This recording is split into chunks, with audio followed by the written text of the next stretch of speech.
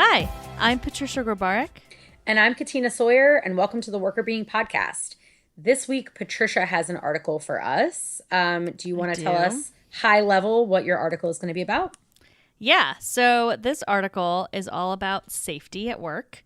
And high level summary, it's basically about how abusive supervisors can actually lead to people feeling like they don't belong in the work group and therefore leading to some unintentional safety lapses. So basically, if you're an abusive supervisor, your people feel like they don't belong, and then that kind of makes them not pay attention to safety in the same way. That's interesting. Yeah. I'll be curious to hear more about why they see that link, but I would imagine you probably have a lot of other things on your mind if you're in that circumstance that might crowd out your ability to think as clearly about being safe. Because that's quite overwhelming situation to have an abusive supervisor. Yeah. I mean, it's really also about how if you don't feel like you belong, you don't really think about the work group as a whole. So Mm-hmm. you're kind of seeing yourself as an outsider, and that basically makes you feel like it's not intentional. It's not like these people aren't intentionally doing anything where they Right. are being less safe. It's just more they're not likely to take that extra time, extra steps for safety because they're Hmm. just not thinking about themselves as part of the group. And so that group type of behavior isn't something that they think about doing. That's cool. That's very interesting. Well, I like the topic of abusive supervision. I have a couple of research articles on that topic myself, and I have like a data set right now that we've been collecting for a while on that topic. So I'll be curious to hear this because I haven't seen it linked to safety behavior before. Safety is very important. And of course, safety is a topic right now that's top of mind for companies because lots and lots of companies that are deemed essential that still have to operate are trying to figure out how to do that and in a safe way. I know a lot of my students that work for, like, for example, like Amazon is considered essential. And so they've been, discussing the steps that they're taking to try to make sure people are not catching anything. And then other students of mine are in like transportation industry and that's essential. And so they have to figure out vehicle disinfecting and all that kind of stuff to try to make sure that all of the services can still continue. So I guess some of these things would probably fall under now like a safety behavior. Mm-hmm. Yeah, I definitely thought this was super relevant because of the safety piece. I was just thinking about like what is entailed in safety today, and I mean, there's like the common things that you think about, the more traditional safety pieces, right? So if you're in transportation, it's like driving safely, making sure machines are working properly, and you're paying attention so you don't like stick your finger under a machine that cuts things or whatever. If you're stocking in a grocery store, there's like physical lifting types of safety things that you need to think about. Like there's a lot of stuff like that that's just common Mm-hmm. in many, many jobs. But then there's also this new layer right now, which is why I thought this article was interesting, is just because we now have this additional layer of safety where safety is very important in a lot of jobs right now, probably more Mm-hmm. jobs than before, where it's top of mind. And I think it's really important to make sure that we're not being awful to our employees so that we can continue and be safe during this uncertain time with everything going on with coronavirus. Yeah, totally. No, I think that's a really good point. And there are certain companies that just have a better focus on safety overall. So they'll probably be ones that are better able to respond because they already have like a climate for safety. It's harder when you don't have, when you haven't grown that climate for safety already, I think, to respond to these kinds of things. I remember when we were Right. in grad school, um, I think Kevin, one of our professors, was working on a court case for like Domino's Pizza because they had that like 30-minute get your pizza in 30 minutes or less. Mm-hmm. And it was causing so many people to have like terrible car accidents. And like they basically were telling the people delivering the pizzas that like if they didn't get it in 30 minutes or less, that they would have to like give some of their tip money to cover the pizza that was lost. And so the drivers were driving like complete maniacs. And like It was this huge like health and safety issue. That's why you don't like see those things anymore. But I feel like when I first heard about that, that's when I first started like being interested in safety in the workplace. And so like in my classes and stuff, we talk a lot about different like case law around safety. And it's interesting how certain companies grow like a climate for safety. And other companies are just so much more flagrant about it. But like if something bad happens on the job, like for Domino's, they lost so much money because it was like they basically were promoting bad safety. Whereas there's like this other case law that we talk about in like manufacturing plant where they had a really strong climate for safety and they had really good safety trainings. And a guy decided to walk on top of a cement mixer and he fell in. It's like horrible. Oh He my gosh. yeah, he fell in. And so the family sued the company, but because the company had such strong safety training programs and because the employee like clearly broke the rules and regulations of the company and he had never broken them before, like there wasn't any reason to think that he was an unsafe employee, whatever, like they did not end up winning that case because the company had done such a good job up front of safety culture. So I would have to imagine that like in companies where kind of safety is an afterthought versus companies where they really have this like strong intention, like bad things can happen wherever, but I bet it's a lot easier for companies like that to react. Yeah, that's really interesting. I hadn't thought about the fact that, if you already have to focus on this, it's going to be so much easier to adjust. And I think your Domino's example is really interesting because Danny actually got into a car accident like in 2006, I think, with a UPS truck. Oh. And the UPS truck ran a red light and just zoomed right through the intersection. Hmm. And he was able to slam on his brakes, but he still like basically hit the car on the side, like hit the side of the truck. And he was in a big truck, so he was okay. The car was totaled, but there were people in the intersection. And because of the way Danny hit the car, it actually stopped him from hitting people that were in the Oh, intersection. wow. Wow, that's Um, crazy. it was crazy. But so, anyways, and the guy almost drove off, but then he stopped and he pulled over and they, exchanged information and UPS like paid, for basically Danny just got a new car from it and all this Yeah. stuff. But it was it was just so crazy because they were just immediately ready to settle because I think that it was the same kind of thing as Domino's where they need to get their deliveries to certain places by certain times and they Mm-hmm. just didn't care and they were just throwing money at these accidents. But I don't know if that's changed or not. We don't really know. Like they just settled Yeah. it. I hope it's changed, but Yeah. I do think that there's also this whole idea of like prime delivery on Amazon and like different things where you get Right. Get it deliveries so by a certain period fast. of time that I bet Mm-hmm. you that there's still some safety issues and concerns there. Yeah. Um, but when you're thinking about coronavirus, like I'm just thinking about businesses and how they're handling it and how they're handling safety of their employees. And I think that that's going to have big effects on businesses moving forward. So those companies that are not doing a good job of taking care of people and thinking about safety and health are going to struggle afterwards, I hope. I mean, that sounds Mm-hmm. terrible, but I hope that they are. I hope that they're going to see Yeah. some sort of impact from their consumer base and from people leaving their organization because of poor handling of this situation. Because I think that there's a variety of things going on. I hear really great examples of companies doing the right thing and making sure that people are able to be at home and work from home, or if they have to be in person, like really taking good steps and measures to make it safe for people. And then I hear from, friends of my own of companies that are doing the exact opposite and Yeah. still putting people at risk for no reason and not really following mandates by the government and doing all sorts of weird things like that and putting people at risk. And honestly, going back to the article, it's leading to some abusive leadership situations. Mm-hmm. So I think that it's kind of creating this it's almost like exacerbating potentially bad leaders are being now put in situations where they have the opportunity to mess up really big and really bad. Yeah, definitely. I mean, I think it's really interesting because there's like something about this situation that obviously one of the reasons it's distressing more broadly is because it feels so out of your control.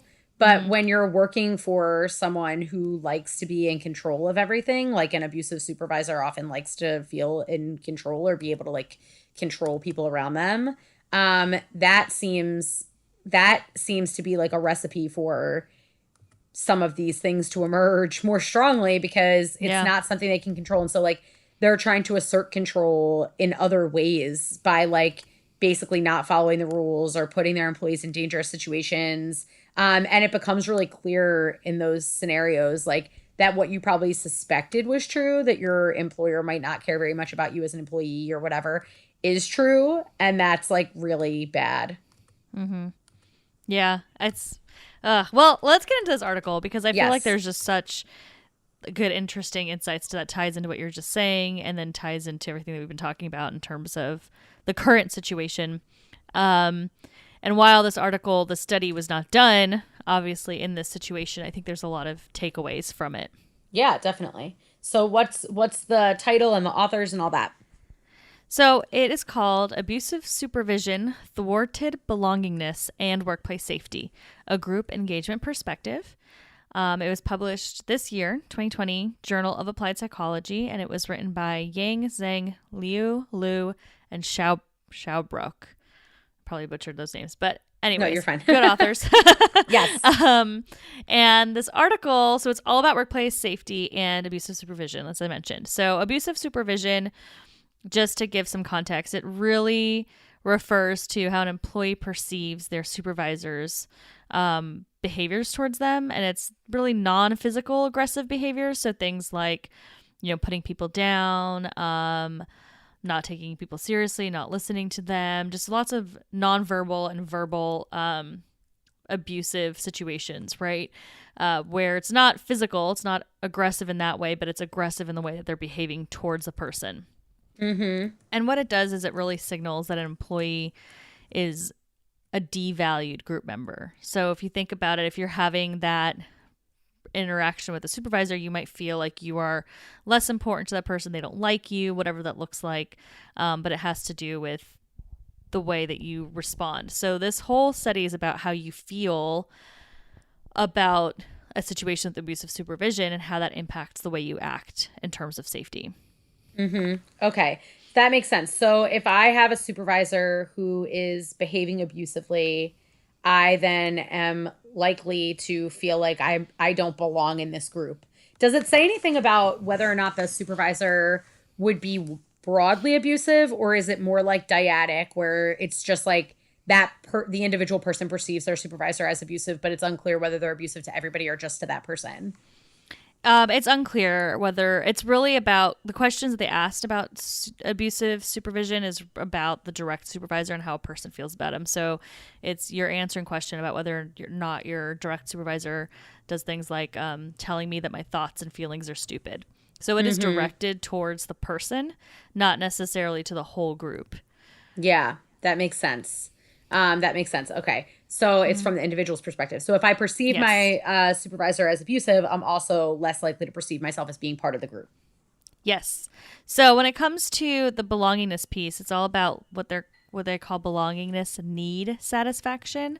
And so it's basically whether or not a person feels like they are belonging as much as they want to or they need to, right? Mm-hmm. That's about like one of the example items is people at work care about me, right? So Mm-hmm. people have this need to want to belong, and if they have these different questions, if they answer these questions in such a way that they don't feel accepted or belonging in their work group, then they're going to see these impacts. Okay, gotcha. So there's a couple of things I just want to touch on when it comes to abusive supervision, as I mentioned. So abusive supervision leads to people feeling leads to lower safety behaviors, right? So that's Mm-hmm. the number one thing they find. First thing they looked at was that. And so safety behavior includes things like I put an extra effort to improve the safety at my workplace. It includes behaviors that are both like participation behaviors, meaning like I'm going to take initiative to make sure that everybody's safe in the work environment, that I'm addressing any related safety issues I see, but it also has to do with compliance. Mm. So whether or not I'm following instructions and rules down to the T, like I'm really paying attention to those instructions and rules. So it's Mm-hmm. both kind of like I am going out of my way, but also just purely following rules is considered part of safety behavior. So Hmm. if I am feeling this abusive supervision, then I'm less likely to do any of those safety behaviors. I'm just not paying attention in that way. Mm-hmm. And the Yeah. reason, Go ahead. oh, I was just going to say, and the reason is that belongingness piece. So they find that abusive supervision leads to people feeling that lower belongingness. And then that basically gives them what they're saying is it primes them to think that they're not as valued or important in the work group. And then that Mm-hmm. leads to this unintentional safety challenge, right? You're not part of the Mm-hmm. group, you're not valued, you're not important. You don't feel like you belong to the group. So focusing on safety of the group is not something that matters because you're not part of it. Yeah, that makes sense. So you're kind of seeing yourself as outside the group. So anything that would be seen as benefiting the group culture, like safety, might be something that you just don't think to do because you're sort of not viewing yourself as being in that group. That makes sense. Mm-hmm. I feel like, it's kind of like if you think about like houses, I don't know, maybe I'm just thinking of this because we were just looking for houses, but like this idea of like pride and ownership that they say, like, oh, this person really took Mm-hmm. like pride and ownership. It's kind of like when you feel like really proud to be in a group versus like when you feel more like rejected, like I don't feel like I get a lot of positivity from this group. Like I'm thinking about, in this study they measured feelings of belonging to the group, but like in other studies they've looked at like this thing called organizational based self-esteem, which is like Mm-hmm. also related to abusive supervision, where you feel bad about yourself. And when you don't feel good about yourself, or you don't feel good about the group, or you don't feel a part of something, I could see you not taking as much like stewardship of the group because it's not something that you really feel central to. So you're not going to like have that same like pride and ownership where you would take the time to really like either participate in safety behaviors or like weigh in on safety behaviors because you're just not feeling that same set of like emotions coming from it. I love that you brought up the organizational self esteem piece because they also looked at what they called social standing uncertainty. And the Hmm. reason why that's related is because it's measured similarly to what you just mentioned. Okay. So social status uncertainty is really where, like, if I have high social standing uncertainty, rather, then I don't know how I belong. Like, I don't Mm-hmm. know, like, am I important? Am I not important? Am I a part of this group? Am I not a part of this group? That kind of uncertainty piece. And what it does is when you're feeling that, you tend to take more of those cues from your supervisor personally. So if your Hmm. supervisor is being abusive and mean and rude to you, then you are going to take that and be like, oh, maybe I don't belong to this group because my supervisor is treating me this way. Hmm. You're more likely to react to it. If you are clear in your role, if you feel like you understand your social standing in the team, then you are more likely to not be impacted by that supervisor. So I Okay. could be in a team and my team members are fine and I know I'm important and I know I am making an impact or a difference, then I don't get as impacted by how my supervisor treats me. So just to give some like examples of questions people understand. So social standing uncertainty, the questions that they would ask are, I am certain that I am taken seriously in this company. So if you are certain, then you're going to have lower uncertainty, right? So you're going to feel good about where Mm-hmm. you stand. I am certain that there is faith in me in this company. I'm certain that I'm trusted in this company. I'm certain that I can make a difference in this company. Mm-hmm. So Yeah. all of these things, yeah, they have to do with how you feel about your place at the company. Okay. That makes sense. And actually, it's kind of interesting because I do feel that that's really similar to org-based self-esteem. So I'd be curious to see how those two measures like relate to each other because it's sort of a similar idea that you're able to uh basically you feel like you count within the organization is the idea of Mm-hmm. OBSC. Like I feel like I really matter around here. I feel like I really count around here. And so that's kind of interesting. I think this measure sounds like it might be a little bit more geared towards like a team dynamic. But yeah, that's interesting. So if there are So ways to buffer spoiler. this, yes, yes. So for the psych nerds out there, the measurement people, this measure is organizational based self-esteem, adding I am certain to the front. That's all it is. So it's Oh, all about how clear you feel about that. So it's not about how, oh. yeah, so you're that's why it feels so familiar. Okay, yeah. I'm like, that does sound familiar to me to what we did. So okay, cool. Yeah, so basically it's just adding how certain you are that that's the case. Okay, cool.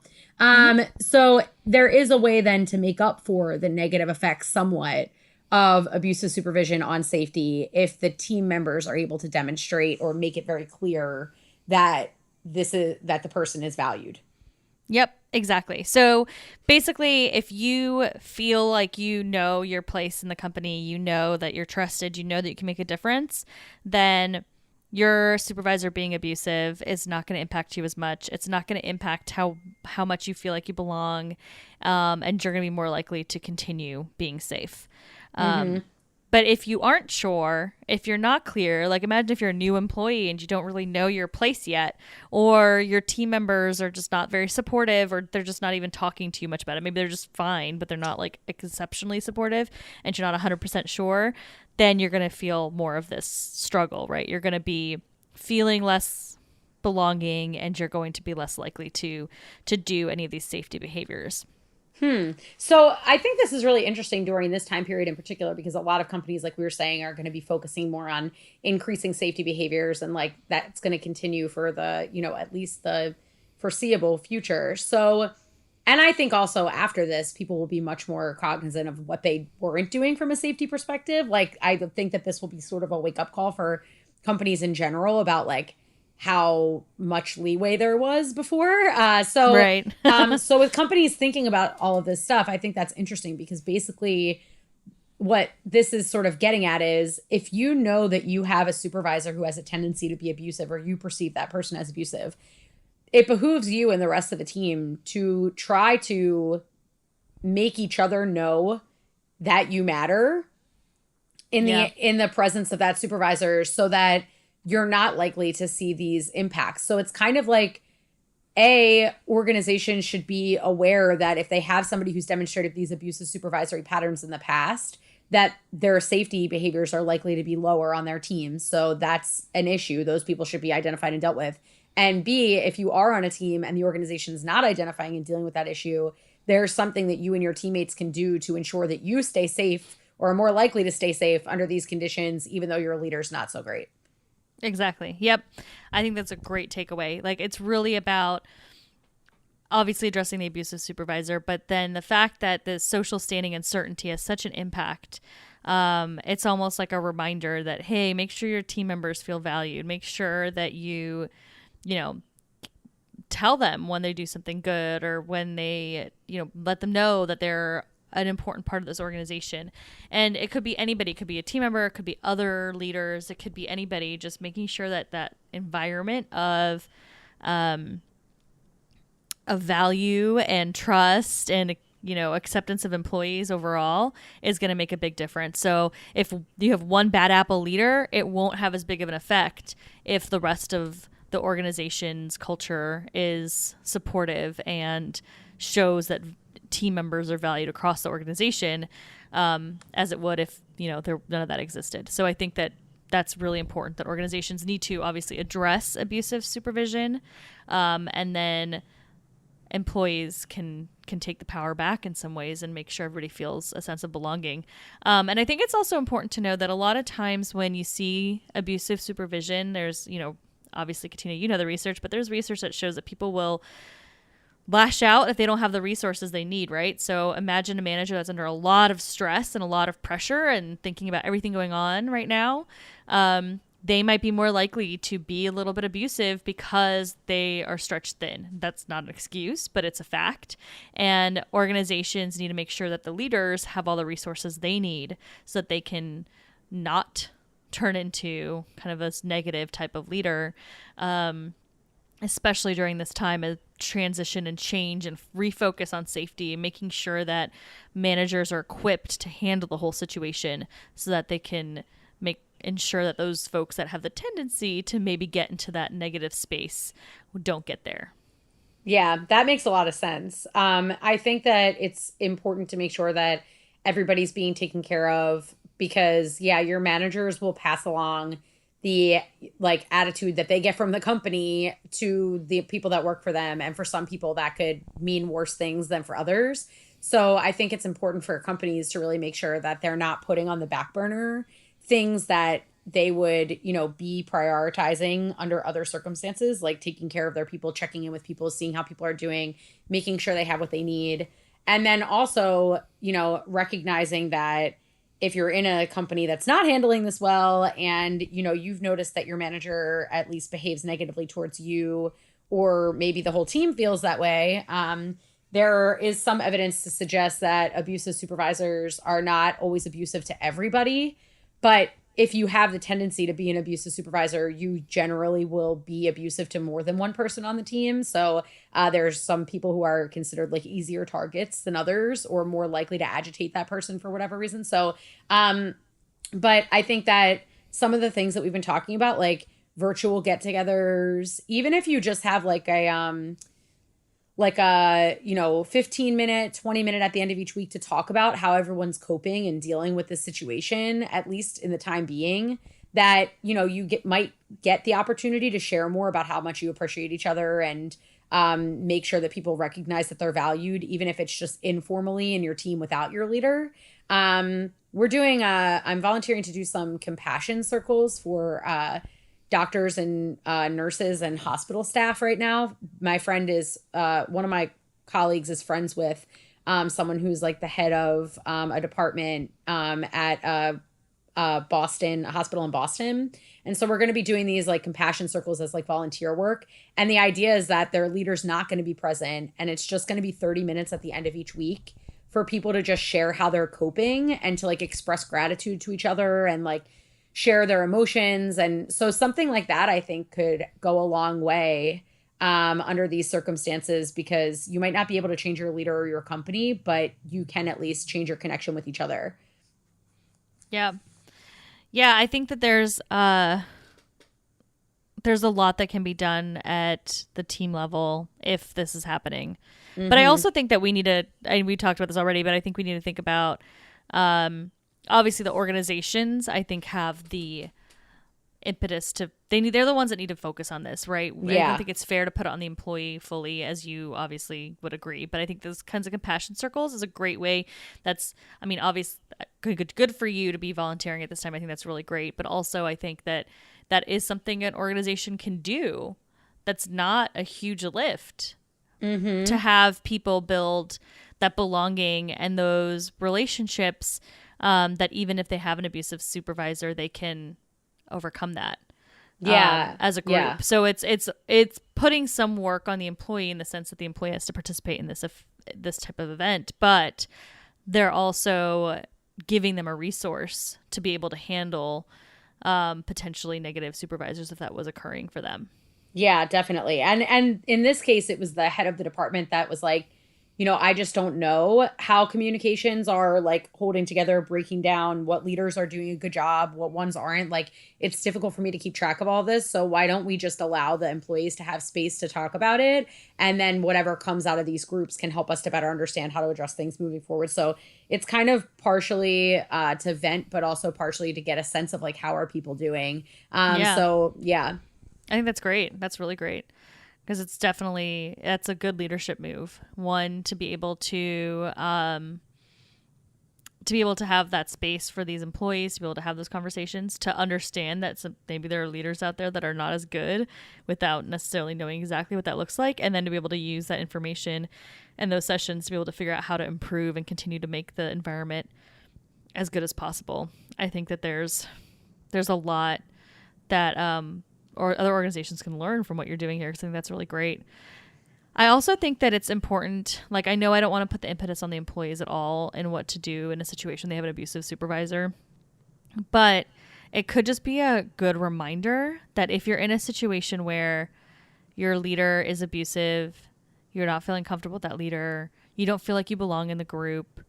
It's just like a little reminder, like, Mm-hmm. hey, don't forget about safety, because it's really Yeah. easy to, because it seems like Yeah. people just tend to like, not be thinking about that in the same way. And one thing I didn't bring up yet was that they actually looked at how does safety behavior impact performance in this case. So they looked at, okay, so if I have an abusive supervisor, I'm less likely to do safety behaviors, which leads me to get lower safety performance. And the safety performance they looked at was pilot safety data. Yeah. So think about the impact. Like, one thing to consider, like in some jobs that's less important, but there's some jobs that's very, very critical. The safety is super critical. And then right now with coronavirus, it's pretty much critical for everybody, right? So Mm-hmm. thinking about what is that long-term impact? Like, maybe I don't feel like I belong. Maybe my supervisor isn't good. Maybe I don't feel like a very valued team member, but do I care about what happens if I'm not safe? And so Right. just using this as a reminder, like maybe you're in a really crappy environment. Maybe you're like some of my friends that are working in businesses that are doing unethical, not cool things right now. But if I was to come into the office and not think about safety, or come into my job, come into the grocery store, come into wherever and not think about safety, the environment sucks. But what is that going to do? Is that going to give somebody coronavirus that, in our community? Is that going to spread it to other people that I don't want to have a bad impact on? So just trying to remind yourself of the importance of safety for why you're doing it, outside of just making sure your team members are being safe and still healthy, Yeah. right? Like, what is the bigger impact? Yeah. And all of you together being safe, especially in this situation, is what keeps everyone safe. Like, if one person's being unsafe, that could have implications for everybody, including you. So it's like, really thinking about how to make sure that you're demonstrating and role modeling those safety behaviors is really important because, while you may not like the environment that you're in, certainly I don't think you want to get sick or have anyone else around you get sick. So, Exactly. so yeah, that's a really good reminder. Yeah.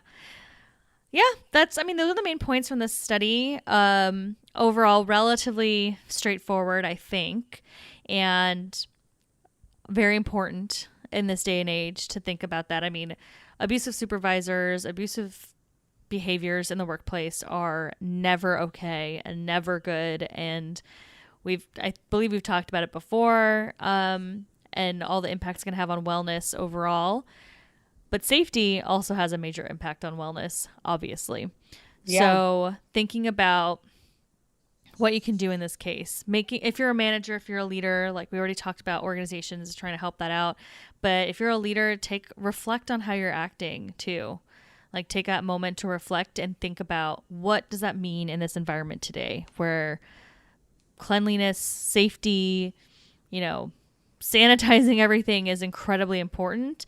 What does it mean if you are frustrated or scared and you're taking it out on your staff? How is that going to impact the overall safety? How can you fix that problem and figure out a way to channel your frustrations, your fears, your lack of resources, however you're feeling right now, and making sure you're not putting it on other people? And that, of course, applies to employees as well, right? Because as we've already mentioned many, many times, if your team is making you feel good, then the supervisor matters a little bit less. So just Yeah. making sure you're treating everybody the way you would like to be treated in this time and being respectful of them, making sure that you're not putting those fears and those lack of resources, that stress that you're feeling onto other people, so that we can continue to be safe in this environment.